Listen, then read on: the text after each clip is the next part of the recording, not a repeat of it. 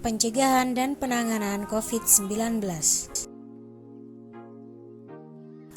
Apa yang dimaksud dengan COVID-19? COVID-19 adalah penyakit menular yang disebabkan virus corona yang baru-baru ini ditemukan. Virus dan penyakit ini baru diketahui setelah wabah ini menjangkiti Wuhan, Tiongkok pada Desember 2019. Virus COVID-19 menular melalui percikan atau droplet dan bukan melalui udara. Lalu, bagaimana cara kita mencegah COVID-19? Yang pertama, rajin cuci tangan menggunakan sabun dan air mengalir. Cucilah tangan dengan air mengalir dan sabun setidaknya selama 20 detik. Pastikan seluruh bagian tangan tercuci hingga bersih, termasuk punggung tangan, pergelangan tangan, sela-sela jari, dan kuku. Jika kesulitan menemukan air dan sabun, kita bisa menggunakan hand sanitizer dengan kandungan alkohol minimal 60% agar lebih efektif membasmi kuman. Yang kedua, physical distancing.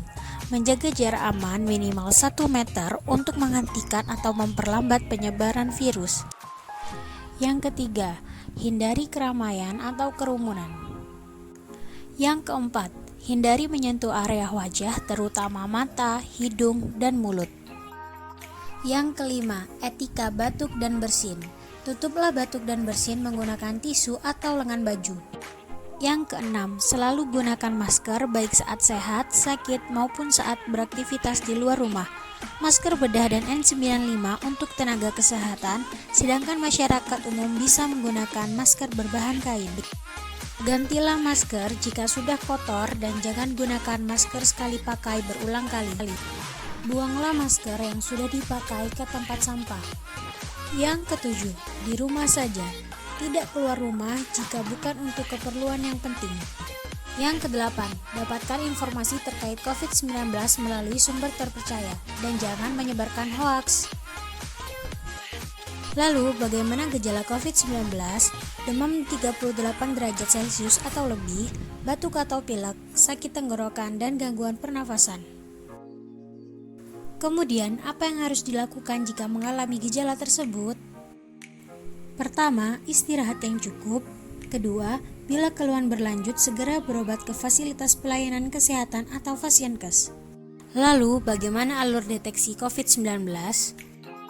Pertama, penemuan pasien demam. Pemeriksaan dilakukan di kantor kesehatan pelabuhan untuk orang yang melakukan perjalanan dari negara terjangkit dan fasilitas pelayanan kesehatan untuk masyarakat di wilayah Indonesia.